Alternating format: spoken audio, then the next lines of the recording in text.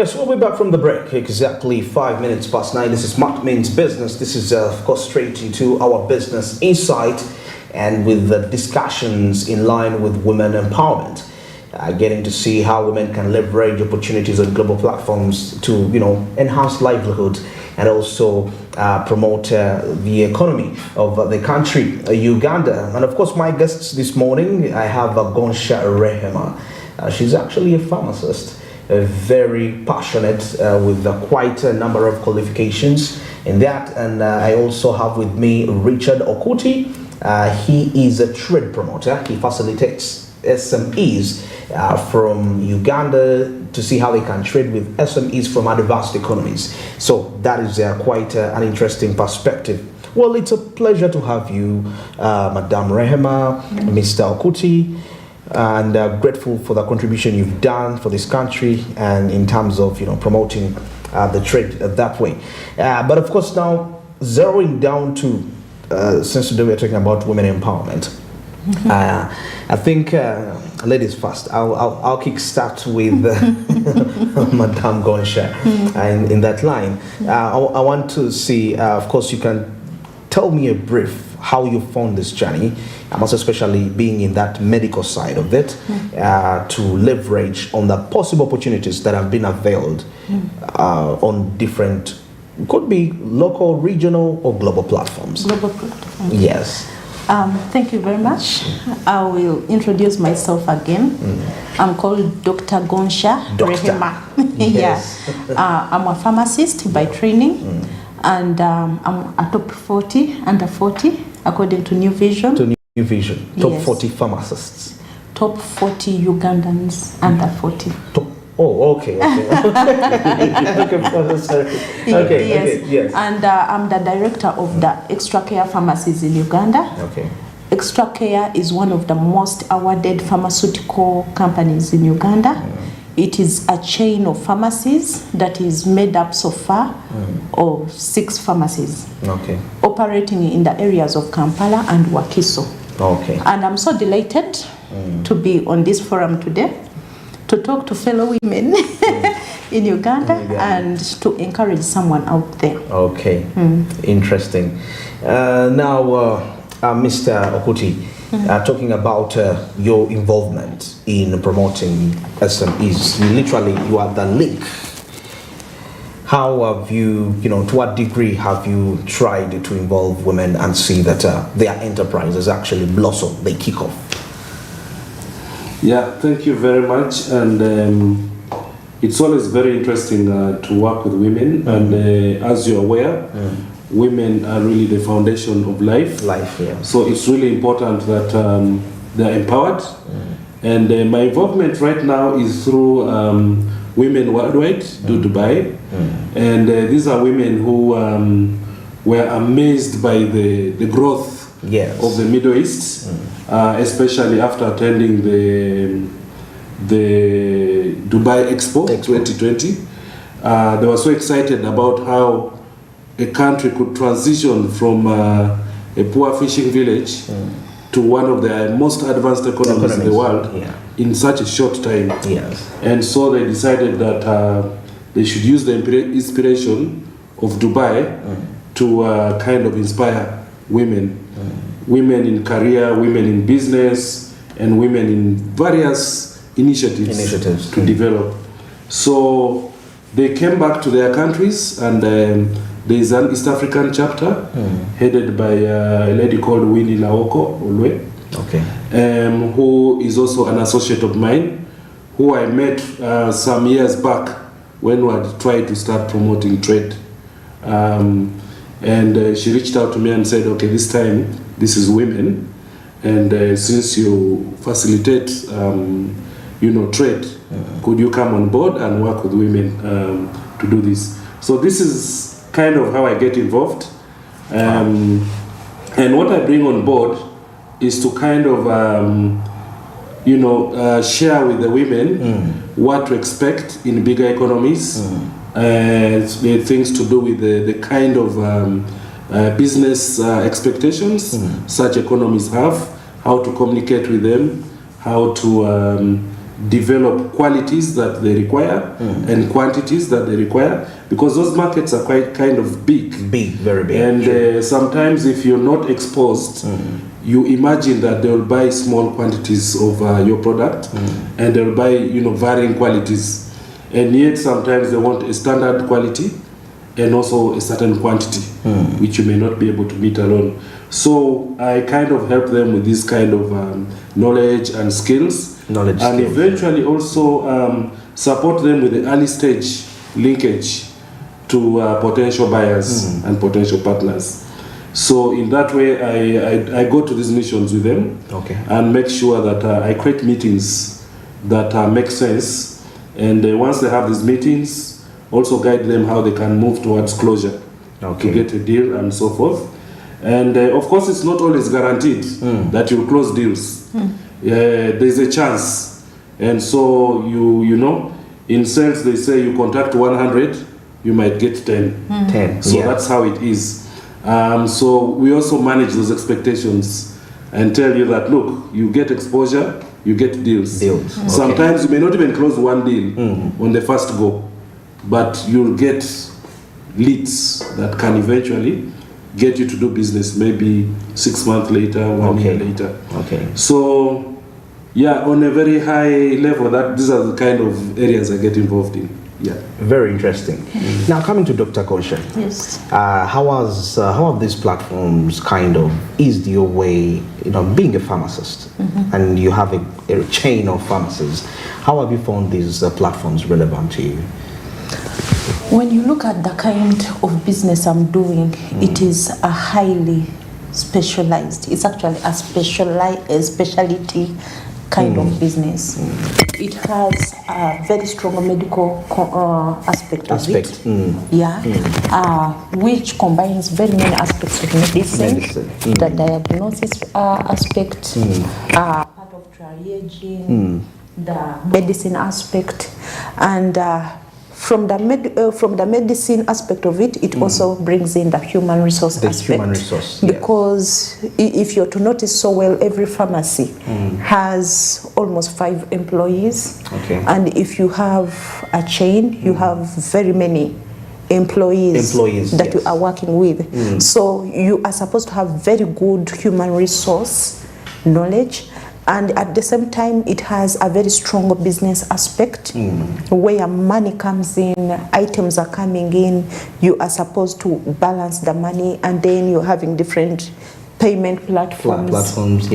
And then you're having people coming in with these different expectations, people of different classes, and things like segmentation come in, and a lot of business knowledge. So to work in such an environment, or to lead like the way I'm doing in such an environment, you're supposed to have a lot of knowledge in various aspects of life. So you are not going to come and say, I'm going to excel in pharmacy because I'm a pharmacist. You will get very surprised. You're not going to say, I'm going to excel in pharmacy business because I'm a business person. When things like training come in, things like choosing a range of medicines, things like participating or working on elongating people's lives, things like warning people when maybe they're almost getting strokes, detecting errors. It is when they start coming in, you'll be caught off guard. So to be a full packaged kind of person in this environment, you are supposed to be a knowledge seeker. The knowledge does not come from only one aspect. It will not come from only the pharmacy and pharmaceutical bodies. It will also come from organizations. So you partner with, you link up with organizations. I'll give you an example, you will. It may have its aspects of trainings. You pick some information there, the private sector foundation, and then before you know it, incubators come in, the TBN, Shona, Stambik incubator, before you know it, High Innovator.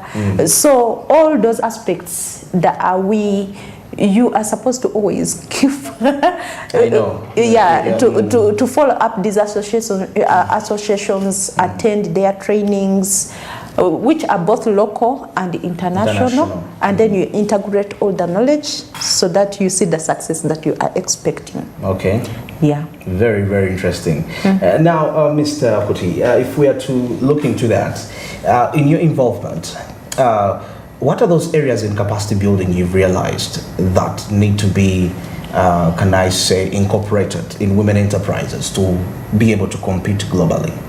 Given the various sectors, she's a pharmacist, and I know there are others that are dealing in quite a number of services and products at the same time.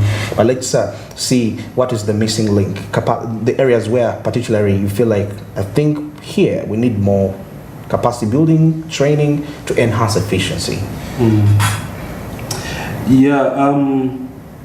Actually very interesting, and I like that Dr. Gonsha is here. Yes. Because she's really achieved as a woman. Yes.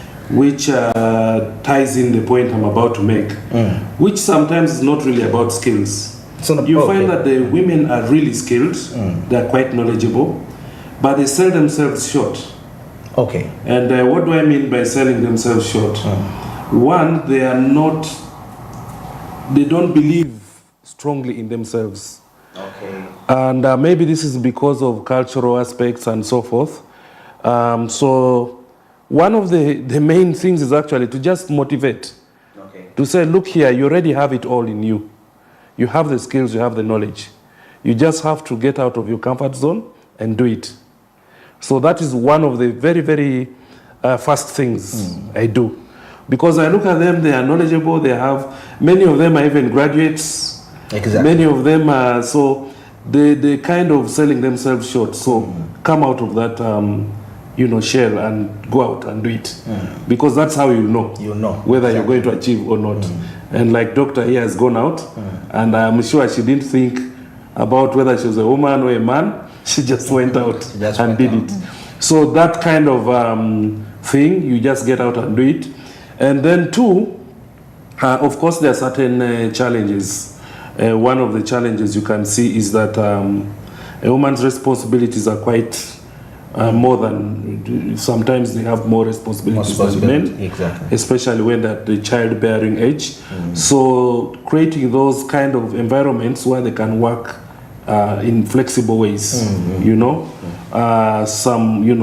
unfortunately COVID came and showed us that if you're disciplined, you can actually do work from anywhere. And so bringing out those things that you can actually do work from anywhere. You can also use technology a bit more than ordinary. Now you can go on a live video with someone, for instance, in Arua, and you talk to them about the different options of treatment that are available for a certain type of ailment. Of course, there are limitations in that sometimes someone has to come physically to maybe have physical checks and so forth. But there are certain discussions that you can take to a large extent using technology. So we bring in such things. How about using technology? How about flexible working arrangements? How about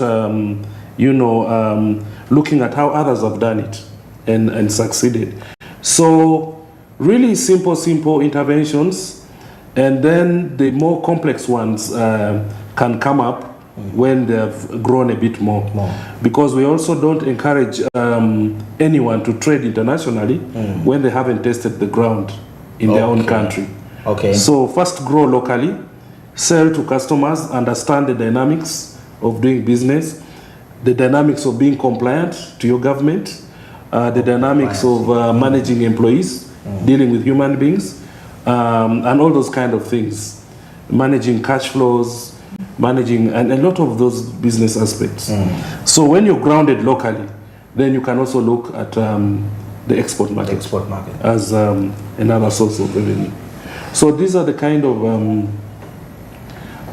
things we do. So more of motivation, and then on-the-job skilling, coaching, executive coaching, and the actual linkage.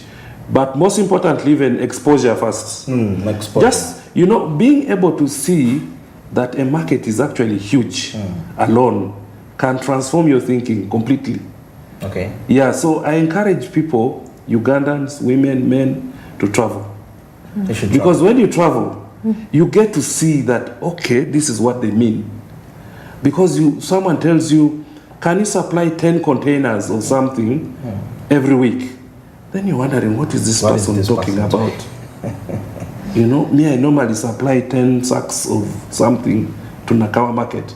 Now they're asking me for containers. Containers, yeah. Then that kind of realization that they are buyers of that magnitude brings you back to a consciousness that says, okay, how do I transform myself to meet those requirements? Maybe we need to cluster as women.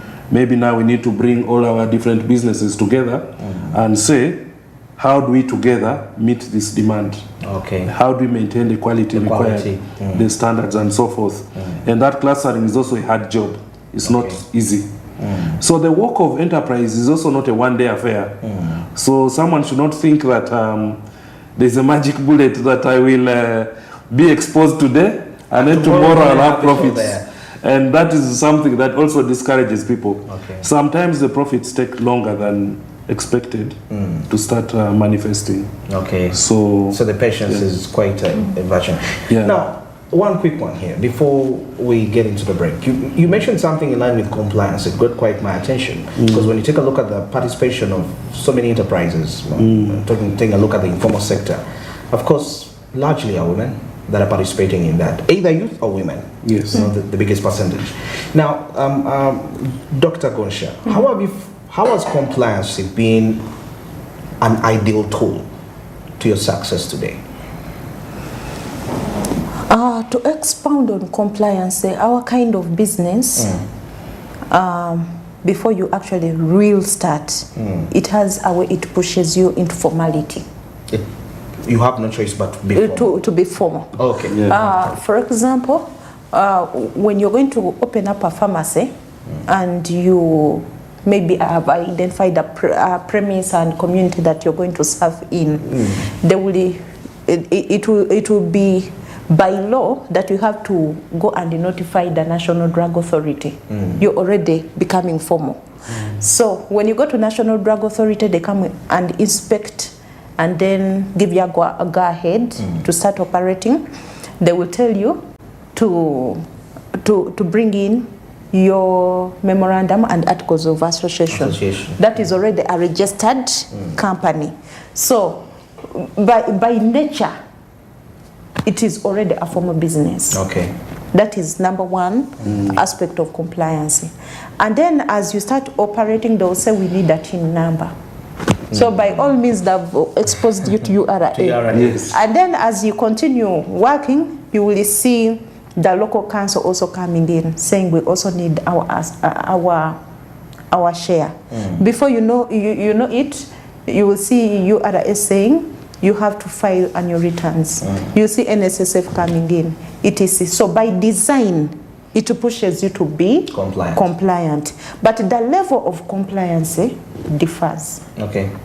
You may find companies that have operated but have not been filing returns. It can happen. They're not maybe paying NSSF, they're not paying payee for their workers. It can happen. Yeah. But me specifically, because I know I'm a fast growing company, I want to assume I'm one of the fastest. I run one of the fastest growing company in this country. Yeah. So with that fast growth, you have no choice but to comply fully. So that your growth is not hindered. So that they you can get the supply deals. You can get supply deals. Contracts with different. And then if at one time you ever needed money, if you're really fully complying, you get your TCC, like tax clearance certificates, you get ETC, you can easily get a loan. Okay. And at times you can even get unsecured loans. Okay. Which can help you grow your business very fast. Very fast. So the credibility aspect of it is a big benefit that comes with compliance. All right. Yeah. Well, still watching Smart Means Business. My guest this morning, Dr. Gonsha Rehema, a pharmacist, and also Richard Okoti, who is a trade promoter facilitating SMEs locally to merge with SMEs from already developed markets. Well, at this point in time, we're going to take a short commercial break, and of course, still returning as we proceed with this discussion in line with women empowerment. How can they leverage on the global platforms to enhance livelihood and also promote the country's GDP? Stick around.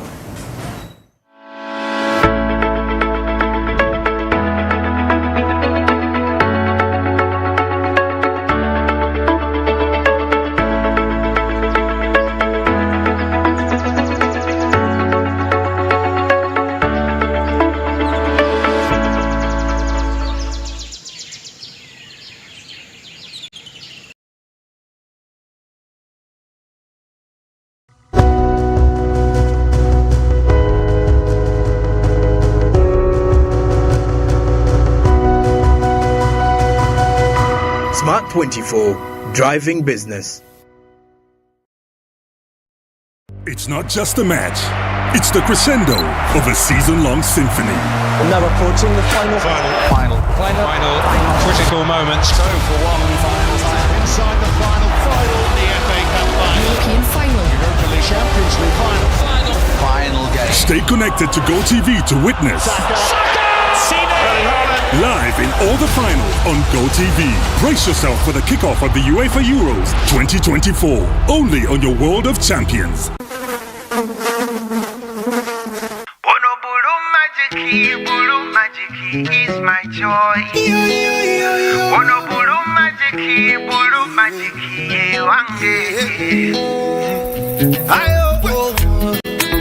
Talaba kumabala atukuza nonyirirawo kirako ennyambe tayisa bubi faburiki kyonna kyekiri kiggwa lwa Bulu magic is my choice. Ono Bulu magic ye wange. And the Bulu magic is my choice.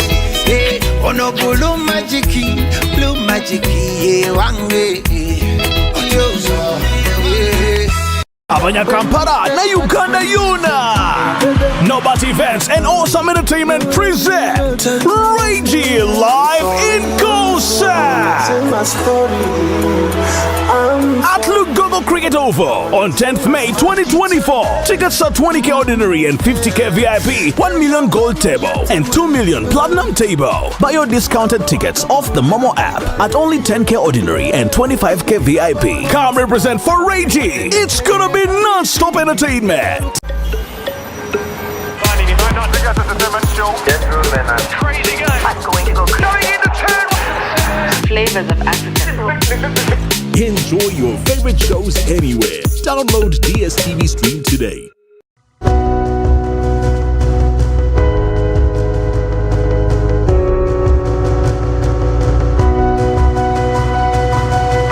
Smart 24, driving business.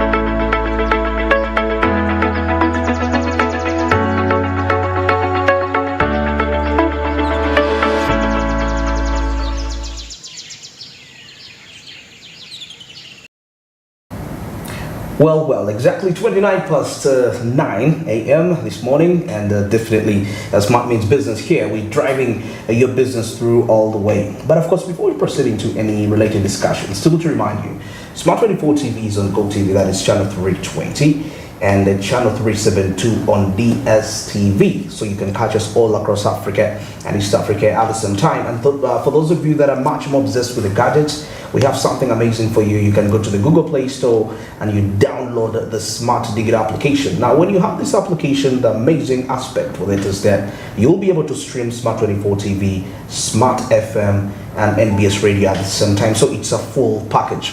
And now for the business researcher out there, you are at the university, you are in a business institute, Smart 24.tv, that's the home, that's the official website actually of Smart 24 with the latest updated business facts. When you are there, you are definitely home. It's where business finds home, definitely. And of course, still for those of you that are streaming Smart 24 TV Live, that's the live link on YouTube, regardless of where you're located.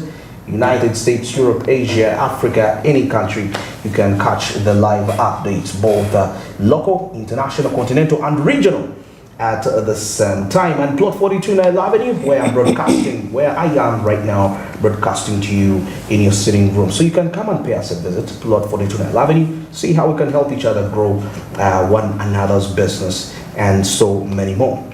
Well, now proceeding into our discussion today, women empowerment, and my guest this morning is Dr. Gonsha Rehema. She's a pharmacist, a professional one, and Richard Okuti, who's a trade promoter.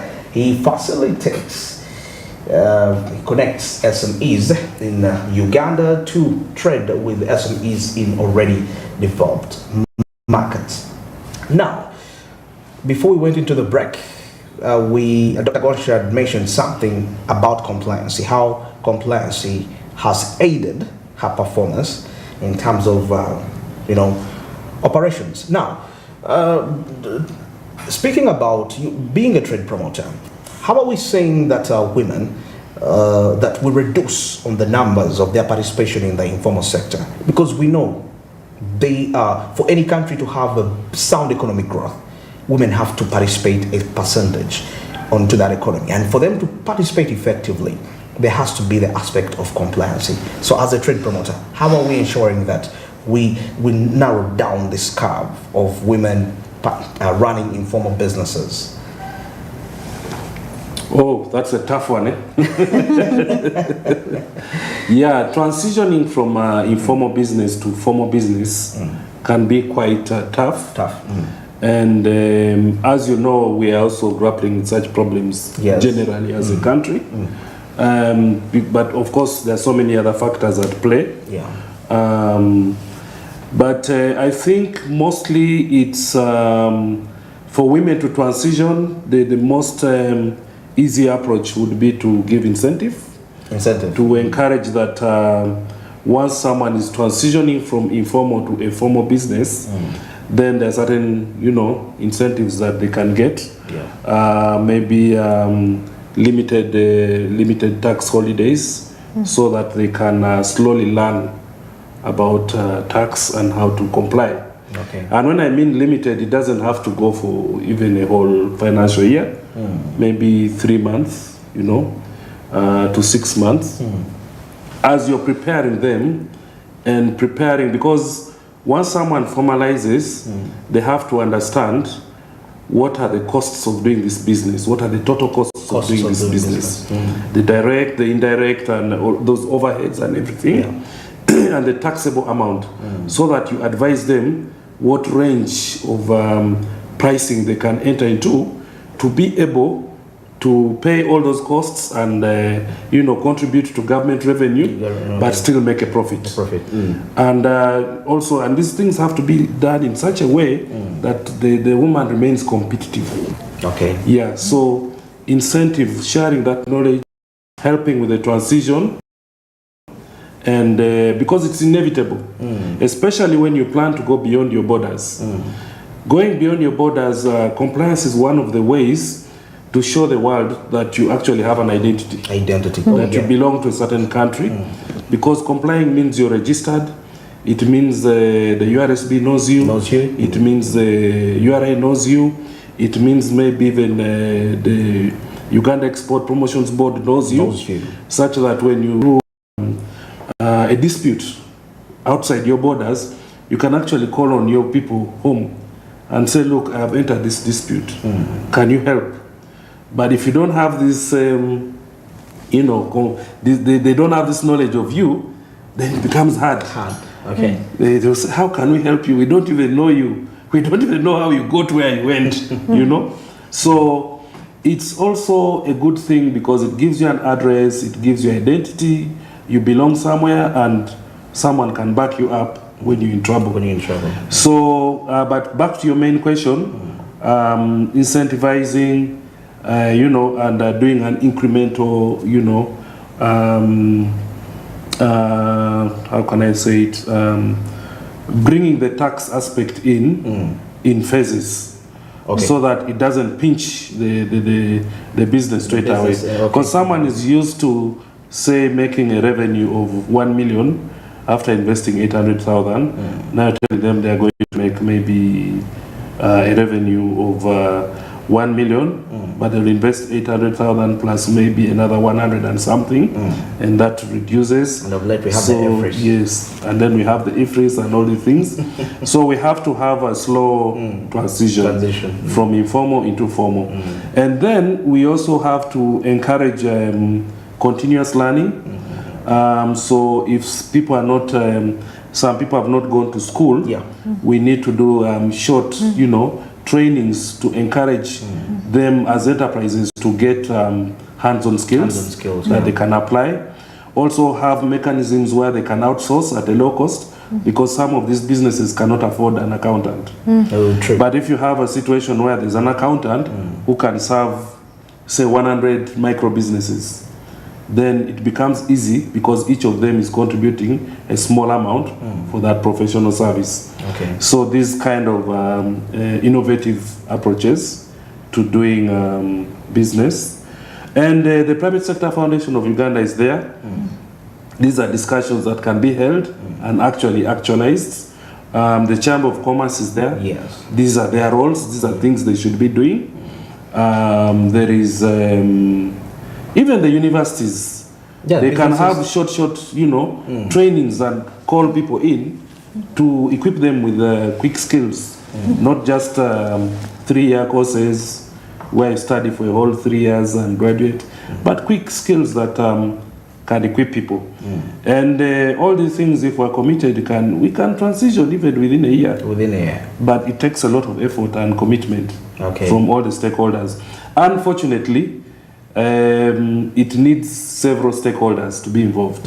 It needs the government, decision-making people in government with authority to say this is what we're doing.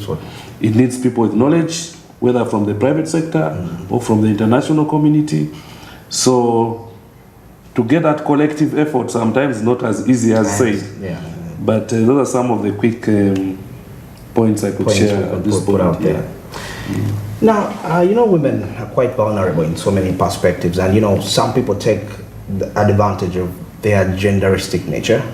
Now, this brings me to a point of exploitation in terms of negotiating when it comes to pricing, and because I've seen it, especially if you're participating in export trade, the ability to negotiate, the bargaining abilities. To negotiate for a fair price such that you stay in business as a woman.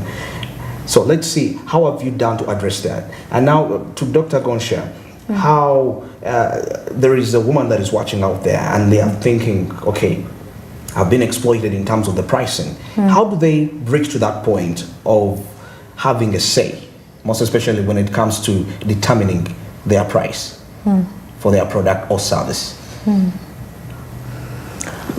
Have you been into such a scenario before? Many times. Many times. You see, even the level of exposure of most women may not be as high. Just like for me, I've had an opportunity of getting very quick exposure and high level exposure at a rate that I cannot explain. Now, if you have not gotten exposure, even the confidence in you never grows at the. So you end up giving very high output at peanut pay. And because maybe you need it so badly, you're desperate, and you think maybe somebody else will take it. You end up not bargaining for what you are worth. And I also think it also has a nature aspect. I think men are overly confident. I've seen it with the people I employ. When these younger men come in, they think they can really deliver. They think they know a lot, and they have a lot of confidence. When you sit to interview them, they are asking for outrageous amounts of money. And to put them back to their position, you have to be really very tricky and like, okay, show me the output, show me what you're going to do for me. It is like you try to squeeze them to show them you're actually not worth it. They are overly confident. And then for the women, they'll come asking for so little and they are promising to deliver so much. Okay. And their confidence is actually very low. Okay. Interesting. How are you building on that? Yeah, it's very interesting, and it ties also on the earlier point I made about selling yourself short.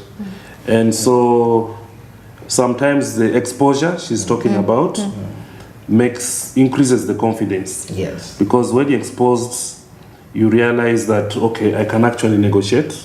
And there are more tools to help me negotiate. More tools, not just the few that I have, but many other tools that I can use to negotiate and make sure I get a better bargain. There's also another layer. Sometimes as a woman, you need to be protected. Yeah. And this might even cut across to men. In a country where, the wage issue is debatable, exactly, we also need to have a ministry like the Ministry of Gender, Labor and Social Development, looking and ensuring that certain people are not exploited, that at least they help the bargaining process as an authority and say, look, especially in career, in entrepreneurship it's different. The battle is a bit more difficult. Yeah. But in career, you belong to an organization, you can say, look, based on your business and what we see, you have capacity to pay your employees better. So give them a better package. And even if it's a woman, give her the package because she's a woman and give her flexibility in terms of work and so forth. Because some of these things, if they are not enforced, a businessman will definitely exploit. Absolutely. And get profit, especially if they don't have a longer term wealth mindset and they're thinking profit. They will definitely exploit. So there has to be another layer to kind of enforce and protect. Okay. And that is something maybe at government level. But at individual level, it's mainly getting more exposure, continuous learning. And for me, like doctor here, I started traveling very early. Okay, you started traveling. And when I was a student, I was already traveling, talking to students in different parts of the world. Yes. And it was cheap travel. It was not air ticket and so forth. We would do bus trips up to Dar es Salaam and wherever. Yes. But you really get exposed. You learn different cultures. You learn different dynamics. So all these different aspects of learning help you eventually to build a confidence that will allow you negotiate, a confidence and a knowledge that will allow you negotiate with more parameters at your disposal. So there is no shortcut. It's just more knowledge, and build your confidence, get more exposure, learn more, read more, and also understand the competitive environment. Then when you because you'll see in some cases someone charges more but people are going to him. Exactly. Yes. So why are they going there? So why should you cut yourself, to almost no profit, and yet people are still not coming to you? That means the other person has more negotiating capacity. Figure out what that competitor is doing better than you, and improve your capacity to negotiate well. Okay. Yeah. Now this brings me to a point of networks. Because many times we make networks, but the right networks. I'll start with doctor. I've noticed that men network a lot. Men network a lot. Compared to women. And it may also be one of the factors why they ask for more pay. More pay.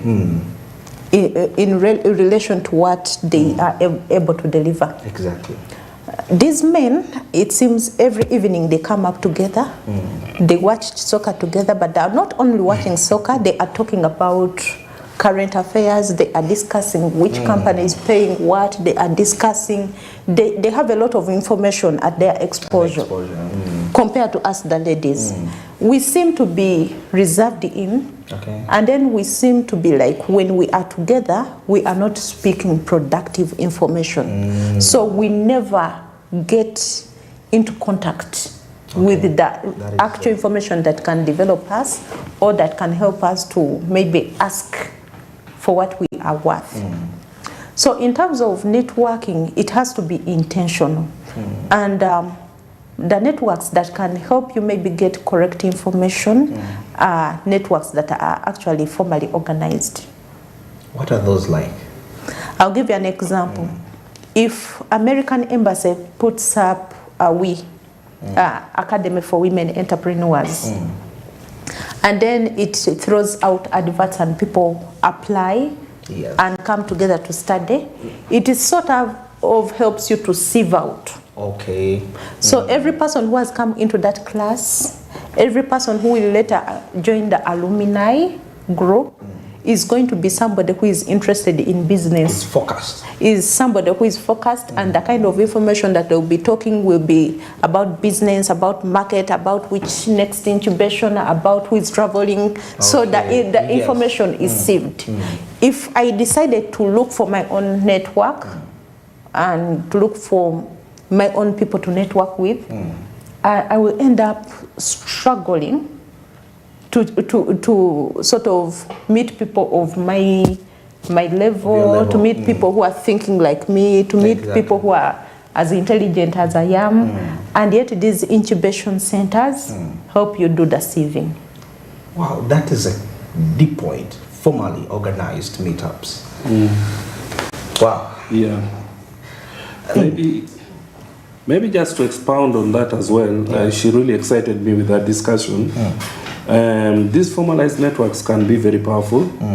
I know some like BNI where they meet very early in the morning. Amazing. And these people share knowledge just for a short time, and it's a lot of very useful and powerful information. Impactful. And but I also, because maybe I've worked in technology a lot, so I also see that WhatsApp groups, for instance, as simple as a WhatsApp group. These days you can even have a group call on WhatsApp. Yeah, a group call. And these groups, you can actually use them for professional sharing and networking. Even if it's 30 minutes, even if you make it social initially and just pull the team together, then start having useful discussions. I think they also help. Because I see that, for instance, the example of Kampala, it's becoming very difficult to move, and you can't easily meet. By the time you decide to go to Kampala city, you must have planned thoroughly what you're going to do and how your itinerary is going to flow. Otherwise, your day is wasted. Because you're going to sit in traffic for some time. You're going to look for where to keep the car if you're using a car. You're going to, to maneuver the city alone is a problem. I get you. Yeah, so, using some of these tools and like she said, these professional groups, church groups, even church groups. Yeah. I always tell people in churches that, look, don't just pray. Have additional discussions as well. And those networks build. After prayer, how can we improve our lives? How do we make money? Because I believe when you have value to share, and someone has value to give you, your life becomes more dignified. You become less dependent. The way Uganda is dependent on the more developed countries, it's really, you lose a bit of dignity. Yeah, so that's some of the reasons why I believe so much in doing business. Because you bring value to the table, someone gives you value, no one is doing the other one a favor. So there's a bit of dignity. And you feel happy about it. Yes. Interesting. Unfortunately, time is not our best on our side. But briefly, your last remarks, Dr. Gonsha, in line with women leveraging different platforms to enhance their livelihood. As we come to an end, I want to encourage fellow women to continue seeking for knowledge. And this knowledge may not be in terms of the masters, the PhD, the etc. It's in terms of the incubation centers that are packaging current information, current skill, current techniques that can give you immediate benefit in your businesses. So I encourage us to continue getting involved in those incubation trainings and continue looking for knowledge. Amazing. And Mr. Richard Okuti, your last remarks in line with your profession of connecting SMEs. I think the sky is the limit. Just gain more confidence, the women. Expose yourself. And to the men, I think let's encourage the women to also get exposed. When we are going to expose, go along with your wife or your partner and let her also explore. Because sometimes culturally we tend to kind of keep the women away from this, Exactly. And you never know, she might have the ability to transform your family into a better level of life. And you're just, hiding her at home there.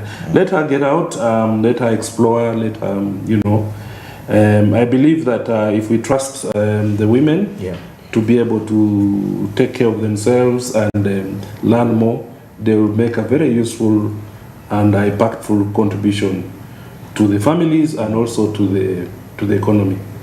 Wow. So I believe that we just have to look at women as equal partners and participate in enhancing their knowledge, encouraging them to go to these professional networks and even visit other countries where possible. Travel together if you have the money, so that you are comfortable. That you're going together to do the right things. And I think it will be good. Me, I'm available. I'm always willing to encourage them. I've seen people transform just by going to another country. I've seen people transform by talking to successful women, like Doctor here, and it's mind changing. It's mind changing. Yeah. I'll say that in this whole discussion, one word I've actually gotten is exposure. Not just actually for the women, but for any person. Yes. That is aspiring to be an influential entrepreneur. Well, that brings us to the end of this discussion this morning. 7 minutes to the top of the hour. Of course, so many things from all the way we started from 7 a.m. To this particular time. Of course, it's the 9th of May. It's a night, and so you have to be really decisive on where you want to be for this night. Well, till tomorrow, good morning.